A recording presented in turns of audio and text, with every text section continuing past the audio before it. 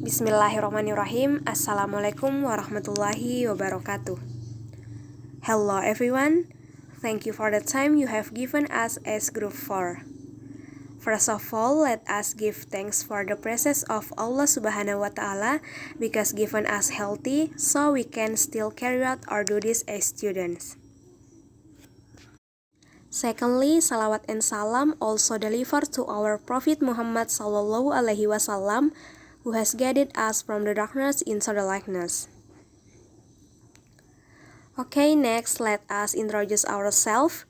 We are from Group 4 and my name is Nur Fadila as a leader group and as the first presenter. And my partner name is Firdayani as the second presenter. Okay, the material for today is about objective taste and subjective taste. Definition of objective taste. Objective tests are called objective because of the uniform method of examination of all students who take a test.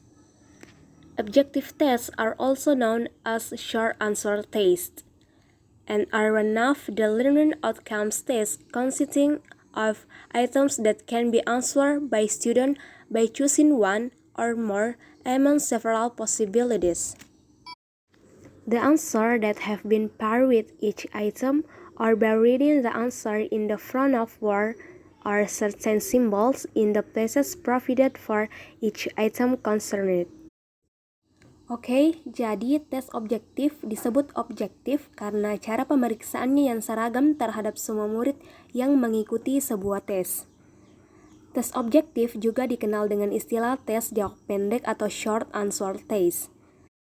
Dan salah satu tes hasil belajar yang terdiri dari butir-butir soal atau items yang dapat dijawab oleh siswa dengan jalan memilih salah satu atau lebih.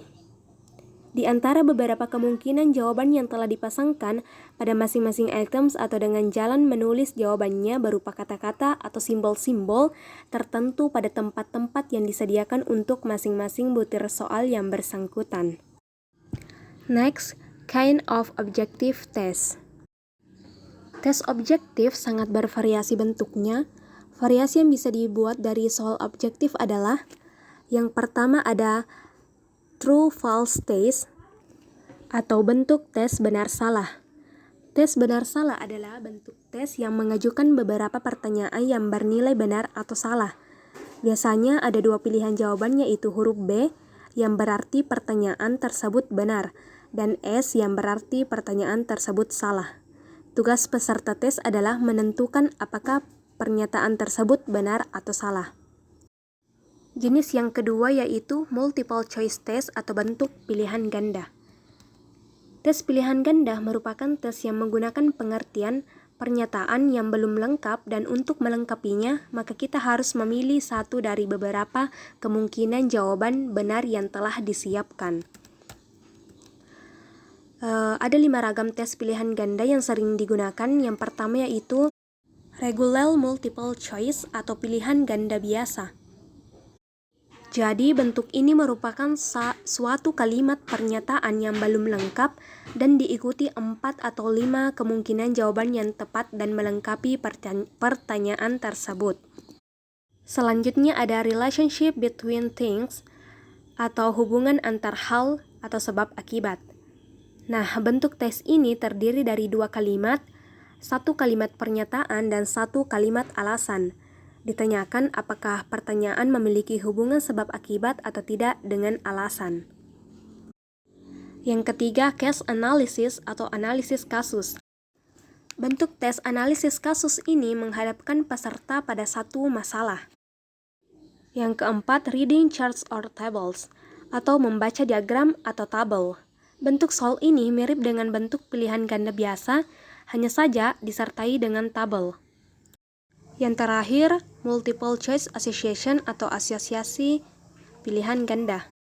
Bentuk soal ini sama dengan bentuk soal melengkapi pilihan, yakni suatu pernyataan yang tidak lengkap yang diikuti dengan beberapa kemungkinan.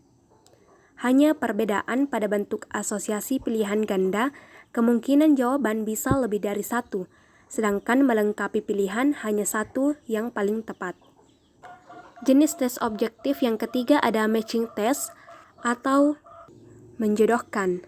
Menjodohkan terdiri atas satu sisi pertanyaan dan satu sisi jawaban. Setiap pertanyaan mempunyai jawaban pada sisi sebelahnya.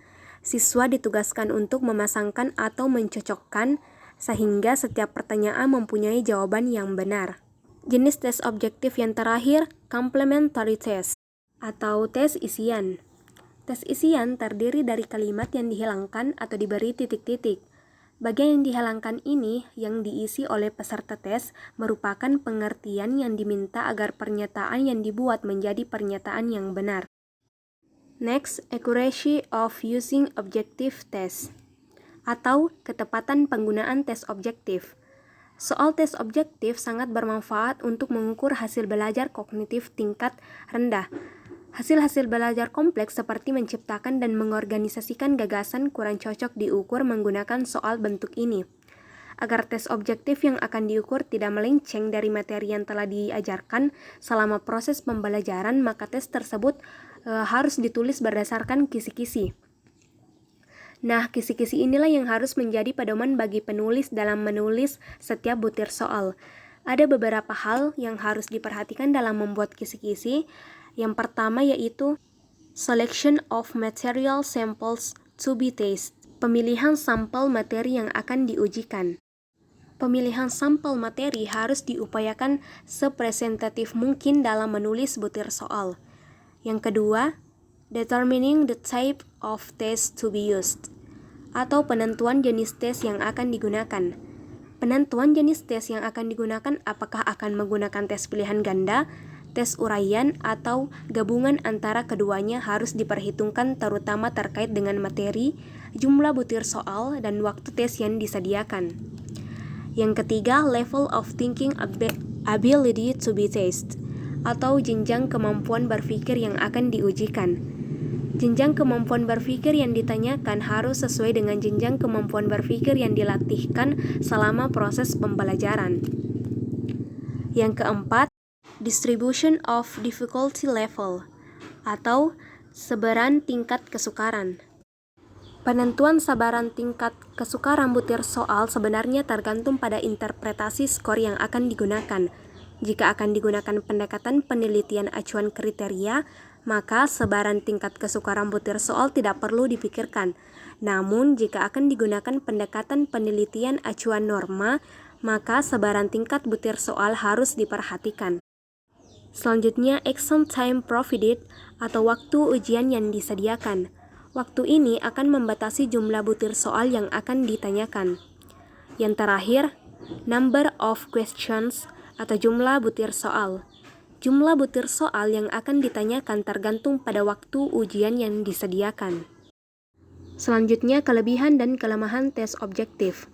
Kelebihan tes objektif yang pertama yaitu untuk menjawab objektif tes tidak banyak memakai waktu. Yang kedua, reliabilitasnya lebih tinggi jika dibandingkan dengan tes esai karena penilaiannya bersifat objektif. Yang ketiga, memberikan nilai dan cara menilai pengujian objektif lebih cepat dan mudah karena tidak menuntut keahlian khusus dari pemberi nilai. Yang keempat, lebih mudah dan cepat cara memeriksanya karena dapat menggunakan kunci tes, bahkan alat-alat hasil kemajuan teknologi. Yang kelima, untuk menjawab tes objektif tidak banyak memakai waktu. Yang keenam, pemeriksaannya dapat diserahkan ke orang lain. Yang terakhir, tes objektif tidak memperdulikan penguasaan bahasa, sehingga mudah dilaksanakan. Selanjutnya, kelemahan tes objektif yaitu murid sering menerka-nerka dalam memberikan jawaban karena mereka belum menguasai bahan pelajaran tersebut. Yang kedua, memang tes sampling yang diajukan kepada murid-murid cukup banyak dan hanya membutuhkan waktu yang relatif singkat untuk menjawabnya. Yang ketiga, tidak bisa mengajak murid untuk berpikir taraf tinggi. Yang keempat, banyak memakai biaya karena lembaran item-item tes harus sebanyak jumlah pengikut tes. Kelemahan yang terakhir, kerjasama antar peserta didik pada waktu mengerjakan soal tes lebih terbuka.